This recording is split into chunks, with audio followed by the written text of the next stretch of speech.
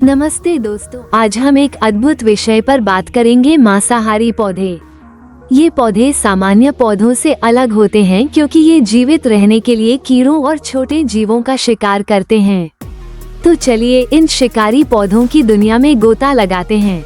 मांसाहारी पौधे विशेष रूप से अनुकूलित पौधे होते हैं जो उन क्षेत्रों में उगते हैं जहां मिट्टी में पोषक तत्वों की कमी होती है। इसलिए जीवित रहने के लिए उन्होंने कीड़ों और अन्य छोटे जीवों को पकड़ने और पचाने की क्षमता विकसित की है।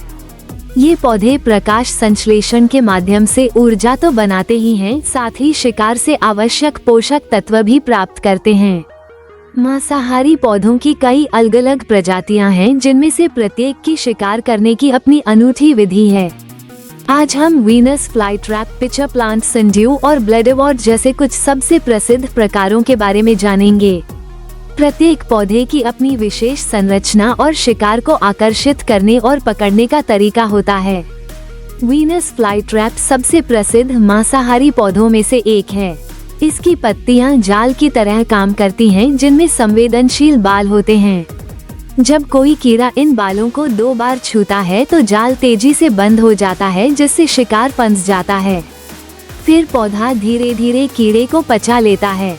पिचर प्लांट में लंबे पिचर के आकार के पत्ते होते हैं जो आकर्षक रंगों और सुगंधों से कीड़ों को आकर्षित करते हैं।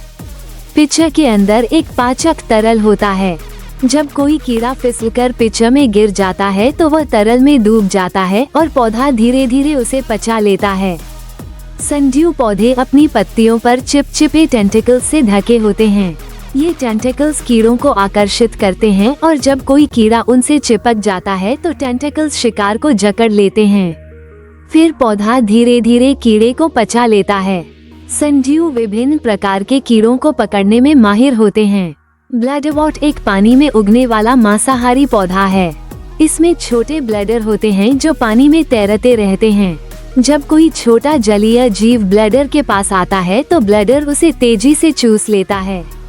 ब्लैडरवॉर्ट छोटे जलीय जीवों जैसे कि पानी के पिस्सू और लावा को खाता है। मांसाहारी पौधे शिकार को आकर्षित करने के लिए विभिन्न तरीकों का उपयोग करते हैं। इनमें रंगीन पत्ते, मीठी सुगंध और पराबैंगनी प्रकाश शामिल हैं। शिकार को फंसाने के लिए वे चिपचिपे टेंटिकल्स, जाल जैसे पत्ते और पिचर में फिसलने जैसी तकनीकों का उपयोग करते हैं। एक बार जब शिकार फंस जाता है तो मांसाहारी पौधे एंजाइमों का उपयोग करके उसे पचाते हैं। ये एंजाइम शिकार के शरीर को तोड़ देते हैं, जिससे पौधा पोषक तत्वों को अवशोषित कर सकता है। पाचन की प्रक्रिया में कुछ घंटे से लेकर कई दिन तक लग सकते हैं। मांसाहारी पौधे दुनिया भर में पाए जाते हैं, लेकिन वे आमतौर पर दलदलों और बोग्स में पाए जाते हैं जहां मिट्टी में पोषक तत्वों की कमी होती है।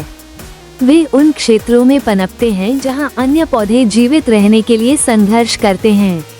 मांसाहारी पौधों को निवास स्थान के विनाश और प्रदूषण जैसे खतरों का सामना करना पड़ता है।